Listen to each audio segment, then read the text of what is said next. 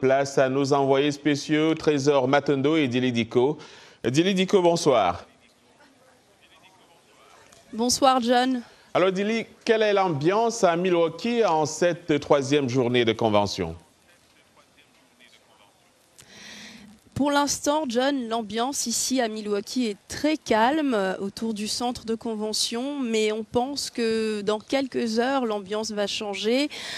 Pour l'instant, il semblerait que les habitants aient décidé de rester chez eux pour éviter la zone sécurisée. Le trafic le trafic est très congestionné, donc les habitants sont restés chez eux. Je sais qu'il y a beaucoup d'étudiants à qui on a demandé de suivre les cours en ligne de la maison. Et par rapport à la zone de sécurité qui a été établie autour du centre de convention, pour l'instant, la circulation est assez fluide, mais comme je le disais, dans 2 ou 3 heures, peu avant 19 h, lorsque la session d'aujourd'hui va réellement commencer, on s'attend à ce que beaucoup de monde arrive dans la zone. C'est d'ailleurs le cas, on l'a vu lorsqu'on a traversé d'un building à l'autre pour venir ici, dans le centre de convention, que beaucoup de délégués étaient en train d'arriver. Et voilà, donc tout le monde est très coloré, vêtu de rouge, avec des chapeaux de cow-boy. Donc un discours important va avoir lieu ce soir et c'est pour ça qu'il y a autant de monde qui arrive. Et justement, on voit cela à l'écran. Et le programme de ce soir, qu'est-ce qu'il prévoit, Dili?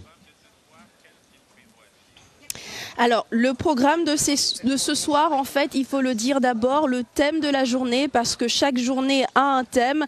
Donc, le thème de la journée, cette troisième journée, c'est rendre l'Amérique forte à nouveau. Donc, Make America Strong Once Again. Et aujourd'hui, les républicains continuent sur la même lancée, avec davantage de discours de figures républicaines importantes, mais aussi de proches de Donald Trump, comme ses 2 fils qui le suivent très souvent, Eric Trump et Donald Jr.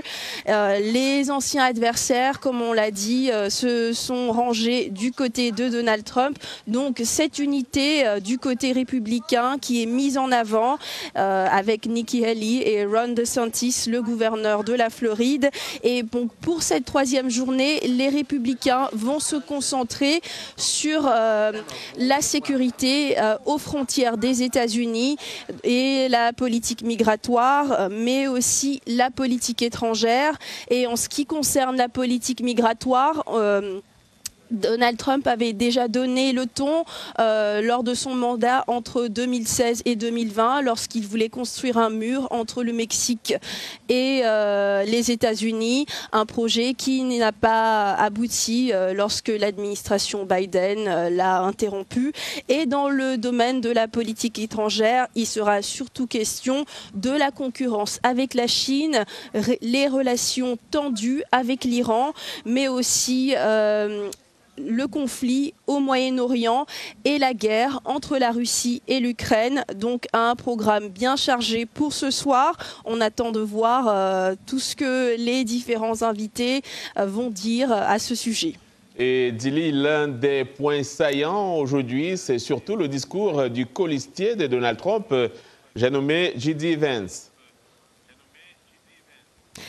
Exactement, John. C'est le moment le plus attendu ce soir. J.D. Vance va prendre la parole officiellement pour la première fois depuis qu'il a été désigné lundi par Donald Trump pour être son colistier. Et potentiellement, si Donald Trump gagne l'élection, J.D. Vance va devenir le vice-président des États-Unis. C'est un discours important parce que J.D. Vance n'est pas encore une figure très connue dans la politique américaine. C'est le sénateur de l'Ohio. Il est très jeune, 39 ans. Et aujourd'hui, ce sera l'opportunité pour lui de se présenter en quelque sorte et de partager avec les républicains, mais avec l'Amérique en général, sa vision pour le pays. Et aussi puisqu'on parle des discours importants, il faudra dire que demain aura lieu le discours le plus important de la Convention, puisque Donald Trump va officiellement accepter sa nomination en tant que candidat républicain à la présidentielle du 5 novembre.